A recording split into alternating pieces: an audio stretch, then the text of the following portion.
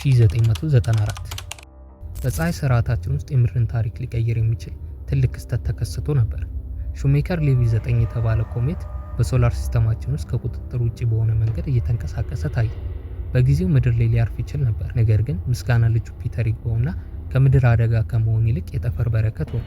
የጁፒተር ከፍተኛ የስበት ኃይል የኮሜቱን ቁርጥራጮች ከፕላኔታችን አርቆ በመሳብ ለምድር አደገኛ ሊሆኑ የሚችሉ ግጭቶችን ከለከለ። ይህ ብቻ አይደለም፣ ለብዙ ዘመናት ምድራችንን ሊያጠፉ ከሚችሉ አስቴሮይዶችም ታድጎናል።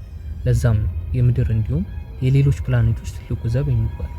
ጁፒተር ሁሉንም ፕላኔቶች በውስጡ ሊይዝ የሚችል ግዙፍ ፕላኔት። አስቡት፣ የእኛን ዓለም ከሚያክለው ንፋሶችና ኃይለኛ ጨረሮች እስከ ባዕድ ሕይወትን ሊይዙ የሚችሉ ትላልቅ ጨረቆች ያሉት ዓለም። ጁፒተር የፀሐይ ስርዓታችን ግዙፉ ፕላኔት ከፕላኔትም በላይ ነው። በሳይንቲስቶች ዘንድ ገና በመፈታት ላይ የሚገኝ በውስጡ ብዙ ሚስጥሮች ያሉት የጠፈር ኃይል ነው። ታዲያ በዚህ ቪዲዮ ከጁፒተር እውነታዎች እስካልተነገሩ ሚስጥሮች ስለምንመለከት እስከ መጨረሻው ቪዲዮን መመልከታችሁን እንዳትረሱ እያልኩ ወደ ቪዲዮ።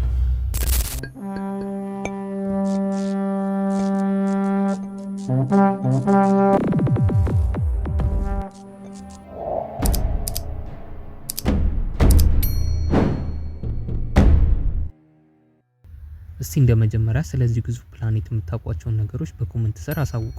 ጁፒተር በፀሐይ ስርዓተ ፈለክ ውስጥ ትልቁ ፕላኔት እና ከፀሐይ አምስተኛው ፕላኔት ነው። እጅግ ከሚያስደንቀው ነገሩ ደግሞ እኛ እንደምናውቀው አይነት ጠንካራ መሬት የሌለው ሲሆን በውስጡ ግዙፍ የሆነ ሃይድሮጅን እና ሂሊየም ጋዝን ያካትታል። ከመቆሚያ ገጽታ ይልቅ ወደ ፕላኔቱ ውስጥ እየጠለቁ ሲሄዱ ከጋዛማ ከባቢ አየር እየጨመረ ወደሚሄደው ሽፍን የጋዝና ፈሳሽ ንብርብሮች ይቀየራል። ሳይንቲስቶች ጁፒተር ምናልባትም በጠንካራ ቁስ የተዋቀረ ትንሽ የሆነ እምብርት ሊኖረው እንደሚችል ይገምታሉ።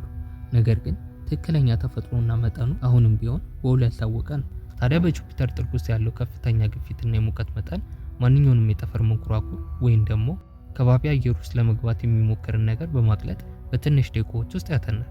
ለዚያም ነው የጠፈር መንኮራኩሮች ሲላኩም ሆነ ወደ ውስጠኛው የፕላኔቱ ክፍል ሲገቡ ያልተመለከትነው። ፕላኔቱ በግምት 139820 ኪሎ ሜትር የሆነ ዲያሜትር ያለው ሲሆን ይህም ከምድር በ11 እጥፍ ያህል ትልቅ ያደርገዋል።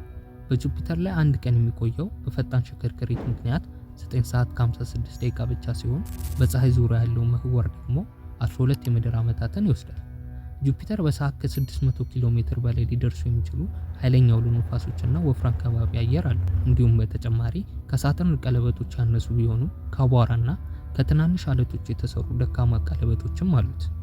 ፕላኔቱ ቢያንስ 95 የሚታወቁ ጨረቃዎች ያሉት ሲሆን አራቱ ትላልቅ የሆኑት አዮ፣ ዩሮፕ፣ ጋንሜዳ እና ካሊስቶ ሲሆኑ የጋሊሊዮ ጨረቃዎች በመባልም ይታወቃሉ። ከነዚህ ጨረቃዎች ውስጥ የመጀመሪያው የሆነችው ኢዩ በፀሐይ ስርዓታችን ውስጥ እጅግ በጣም እሳተ ገሞራ እንቅስቃሴ የሚታይባት አካል ስትሆን ከ400 በላይ ንቁ እሳተ ገሞራዎች፣ ሰፊ ላቫ ሐይቆችና ከፍተኛ የሰልፈር ጭስ ይታይባታል። ይህ ከፍተኛ እንቅስቃሴ በጁፒተር ከፍተኛ የስበት ኃይል ቲድሊቲንግ በሚባል ሂደት የመጣ እንደሆነ ይነገራል። ይህም የኢዩ ውስጣዊ ክፍል በመለጠጡ ምክንያት ሁለተኛው አውሮፓ ስትባል በወፍራም የበረዶ ሽፋን የተሸፈነች ጨረቃ ነች። በበረዶማ ገጽ ስር ዓለም አቀፍ የፈሳሽ ውሃ ውቅያኖስ ይገኛል። ምናልባትም ከምድር ውቅያኖሶች በእጥፍ የሚበልጥ መጠን ሊኖሩ ይችላልም ተብሎ ይገመታል። ይህ ግኝት ለመጀመሪያ ጊዜ በሀብል የጠፈር ቴሌስኮፕ ምልከታዎች የቀረበ ሲሆን በኋላም በጋሊሊዮና ጁን መረጃዎች የተረጋገጠ ሲሆን አውሮፓን በፀሐይ ስርዓት ውስጥ የባዕድ ሕይወትን ለመፈለግ በጣም ተስፋ ሰጪ ቦታዎች አንዷ እንድትሆን አድርጓታል። የጨረቃው ገጽ ረዣዥም መስመራዊ ስንጥቆችና ሸንተረሮች ያሉት ሲሆን ይህም ከስር ያለው ውቅያኖስ የማያቋርጥ እንቅስቃሴን ያሳያል። በተጨማሪም ከበረዶ ስንጥቆች የሚፈነዳ ውሃ ትንሽ ጭስም ተገኝቶበታል። እሱም ከገጹ በታች ያሉትን ንቁ ሂደቶች የበለጠ ፍንጭ ይሰጣል። ሶስተኛ ጋኒሜዳ በፀሐይ ስርዓተ ፈለክ ውስጥ ትልቁ ጨረቃና መግነጢሳዊ መስክ ያለው ብቸኛው ጨረቃ በመሆኑ ልዩ ነው። ይህ መግነጢሳዊ መስክ በጋሊሊዮ የጠፈር መንኮራኩር የተገኘው በፈሳሽ ብረት ኒኬል እምብርት የሚመነጭ ሊሆን ይችላል ተብሎ ይነገራል።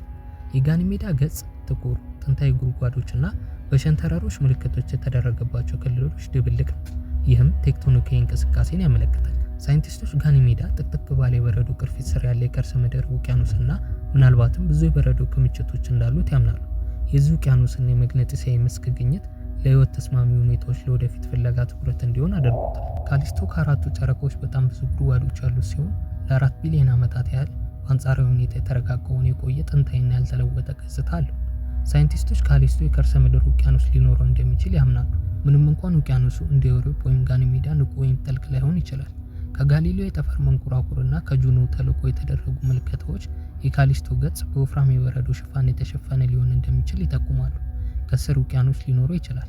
ምናልባትም ከምድር ውቅያኖሶች የበለጠ ውሃ ሊይዝም ይችላል። ከጁፒተርም ያለው ርቀት ጨረቃውን ዝቅተኛ የጨረራ አካባቢ ስላደረገው ለወደፊቱ የሰው ልጅ ፍለጋ እጩ አድርጎታል። ታዲያ እነዚህን ጨረቆች ብናመዛዝን እንኳን አንዳንዱ የመጀመሪያ ፕላኔት ብለን ከምናውቃት ሜርኩሪ እንኳን ይበልጣሉ።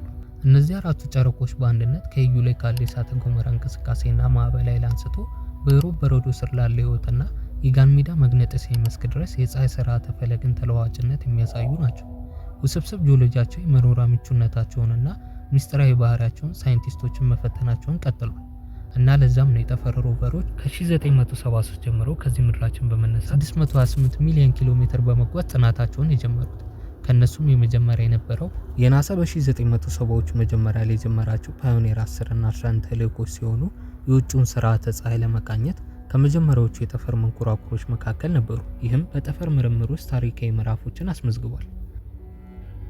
እነዚህ መመርመሪያዎች የጁፒተርና የሳተርን የመጀመሪያ የቅርብ ምስሎች ያቀረቡ ሲሆን እንደ ቮዬጀር፣ ጋሊሊዮ እና ጁኖ ላሉት የወደፊት ተልእኮች መንገድ ጠርገዋል። በተጨማሪም ሁለቱም የጠፈር መንኮራኩሮች ካርል ሳገን እና ፍራንክ ዴሪክ የነደፉትን በወርቅ የተለበጠ የአልሙኒየም ፕላክ ተሸክመዋል። ይህም የስርዓተ ፀሐይን ንድፍ፣ የምድር ቦታን የሚያሳይ ካርታና አንድ ወንድና ሴት ምስሎችን የያዘ ነበር። የባዕድ ስልጣኔዎች ድንገት ካገኟቸው በሚል ሀሳብ። ከዚህ በመቀጠልም እንደ ቮዬጀር 1 እና 2 የጠፈር መመርመሪያዎች የጁፒተር ጨረቆችን በማጥናት ከፍተኛ ሚና ተጫውተዋል። ከዛ በኋላም የጋሊሊዮ እና የጁኖ መንኮራኩር ስራዎች የቅርብ ጊዜ ትውስታዎች ናቸው። አሁንም ቢሆን ብዙ የማይታወቁ ምስጢሮች ስላሉ የዩሮፕ ክሊፐር የጠፈር ተጓዥ በመጪዎቹ ዓመታት ለመጓዝ ዝግጅት ላይ ነው። ታዲያ በዚህ ሁሉ ዘመናት ጁፒተር ሳይንቲስቶችን ያስገረመ እንዲሁም ያስደነገጠ በውስጡ ብዙ ምስጢራትን አግኝተውበታል። ከነሱም መካከል እስቲ ጥቂቱን እንመልከት። ታላቁ ቀይ ቦታ ሳይንስን የሚሞግተው አውሎ ነፋስ። ለ350 ዓመታት ከምድር የሚበልጥ አውሎ ነፋስ በጁፒተር ላይ ሲናወጥ ቆይቷል። ታላቁ ቀይ ነጥብ ተራ አውሎ ነፋስም አይደለም። ምድራችንን ሙሉ በሙሉ ሊውጥ የሚችል እጅግ ሰፊና ኃይለኛ አውሎ ነፋስ ነው። ባለፉት ጥቂት አስርተ ዓመታት ውስጥ ስፋቱ እየጠበበ መጥቷል። ነገር ግን ንፋሱ እየረዘመና የበለጠ ኃይለኛ እየሆነ ነው። ሳይንቲስቶች ለምን ሊደበዝዝ እንዳልቻለ ሙሉ በሙሉ አልተረዱም። በጁፒተር ምስጢራዊ እምብርት ውስጥ ባለው ነገር እየተመገበ ይሆን ወይስ ይህን የጠፈር አውሎ ነፋስ የሚያውቀው ያልታወቀ ኃይል አለ? የጁፒተር ሁልጊዜ የሚለወጠው ከባቢ አየር። የጁፒተር ከባቢ አየር ያለማቋረጥ እየተቀየረ ነው። በሺ የሚቆጠሩ ማይሎች የሚረዝሙ የደመና ክምችቶች በጥቂት ቀናት ውስጥ ሊለዋወጡ ይችላሉ። ሳይንቲስቶች እንግዳ የሆኑ ቡናማ ጀልባዎችን አግኝተዋል፣ ያለምንም ማብራሪያ የሚታዩና የሚጠፉ ግዙፍ ጥቁር ደመናዎችንም ጭምር። በዚሁ ጊዜ የጁፒተር የላይኛው ከባቢ አየር ከምድር እንዲሁም ከማንኛውም የበለጠ ኃይለኛ የሰማይ መብራቶችን ይፈጥራል። እነዚህ እጅግ በጣም ከፍተኛና ያልተጠበቁ ለውጦችን የሚያመጣው ምንድን ነው? ከፕላኔቱ መግነጢሳዊ መስክ ጋር የተያያዘ ሊሆን ይችላል ወይስ ሌላ ነገር? የተደበቀው ቦታ ፈሳሽ፣ ብረት ወይስ የሚመታ ልብ? ከምድር በተለየ ጁፒተር ጠንካራ ገጽታ የለውም። በሱ ላይ ለማረፍ ብትሞክሩ ጥቅጥቅ ባለና በሚያፍን ከባቢ አየር ውስጥ ተሰምጣላችሁ። ነገር ግን በጥልቀት ውስጥ ጁፒተር የበለጠ እንግዳ የሆነ ነገር ሊኖረው ይችላል። ፈሳሽ፣ ብረትና ሃይድሮጅን ያካተተ ቦታ። ይህ ያልተለመደ ሃይድሮጅን ቅርጽ ልክ እንደ ብረት ሆኖ በመንቀሳቀስ ኤሌክትሪክን ያመነጫል፣ እንዲሁም የጁፒተርን ከፍተኛ መግነጢሳዊ መስክ ይፈጥራል። አንዳንድ ሳይንቲስቶች የጁፒተር እምብርት በጭራሽ ጠንካራ እንዳልሆነ ያምናሉ። በዙሪያው ወዳሉት ከባቢዎች ውስጥ እየሟሟ ሊሆን ይችላል። ያም በጋዝ የተሸፈነው ግዙፉ ልብ አስብሎታል። የጨረሩ ብዛት በጁፒተር ዙሪያ ያለ የሞት ቀጠና። ጁፒተር ከማንኛውም ፕላኔት የበለጠ ኃይለኛ መግነጢሳዊ መስክ ብቻ ሳይሆን ለብዙ የጠፈር መንኮራኩሮች ገዳይ የሆኑ የጨረር ቀበቶዎች አሉት። እነዚህ ቀበቶዎች በጣም ኃይለኛ ከመሆናቸው የተነሳ አንድ ሰው ለነሱ ቢጋለጥ በደቂቃዎች ውስጥ ገዳይ የሆነ የጨረር መጠን ይቀበላሉ። የናሳ ጁኖ የጠፈር መንኮራኩር ኤሌክትሪክን ለመጠበቅ የታይታኒየም ጓዳ ተሰርቶለት ነበር። ነገር ግን የጁፒተር የጨረር መስክ በጣም ከፍተኛ የሆነው ለምንድን ነው? አንዳንድ ሳይንቲስቶች የፕላኔቱ የሃይድሮጅን እምብርት ቦታ እጅግ በጣም ኃይለኛ በማድረግ በፀሐይ ስርዓት ውስጥ በጣም አደገኛ ከሆኑት ቀጠናዎች አንዱ እንደሚፈጥር ያምናሉ። ታዲያ እነዚህ ነገሮች ከብዙ በጥቂቱ በተላኩ ሳተላይቶች የተጠኑ ሲሆን የጁፒተር አካል በሄሊየም እና በሃይድሮጅን መዋቀሩ ከፀሐይ ጋርም ተመሳሳይ ያደርገዋል። ይህም አሁን ካለበት 80 እጥፍ ቢገዝፍ የምድራችን ሁለተኛ ፀሐይ ይሆን ነበር። ታዲያ ከአስፈሪነቱ አለፍ ስንል የምድራችን ጠባቂ መሆኑንም እንመለከታለን። የእሱ ግዙፍ የስበት ኃይል እንደ ጠፈር ጋሻ ሆኖ ያገለግላል። ምድር ሊመቱ የሚችሉትን አስቴሮይዶችና ኮሜቶችን ይስባል። ጁፒተር ባይኖር ኖሮ ምድር በጠፈር ድንጋዮች ተወግራ ህይወትም ላይኖር ይችል ነበር። በ1994 ሳይንቲስቶች ሹንኬር ሌቪ 9 የተባለ ኮሜት ከፕላኔቱ ጋር ሲጋጭና በከባቢ አየር ውስጥ የምድርን የሚያክል ጠባሳ ሲተው የጁፒተርን አስደናቂ መከላከል ኃይል በአይናቸው ተመልክቷል። ጁፒተር ዛሬ እዚህ ላለነው ምክንያት ሊሆነን ይችላል። በአጠቃላይ እዚህ ግዙፍ ፕላኔት የሰማይ ስር እንቆቅልሽ ሆኖባቸዋል። ወደ ከባቢ አየር እንዳይገቡ መልሰው ለመውጣታቸው አንዳች ማስተማመኛ የላቸውም። ሳይንቲስቶች አሁንም ቢሆን ፍላጎት አላቸው። ከፕላኔቱ ይልቅ ግን በጨረቃዎች ላይ ትልቅ ተስፋ አላቸው። የወደፊቱም ከፈጣሪ ውጭ ማን ያውቃል? እውነት እንደተናገሩት የሌላ ዓለም ፍጡራን እናገኝ ይሆን ወይስ የጁፒተርን መርገጫ?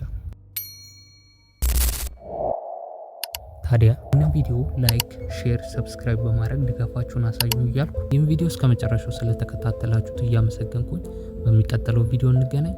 አመሰግናለሁ።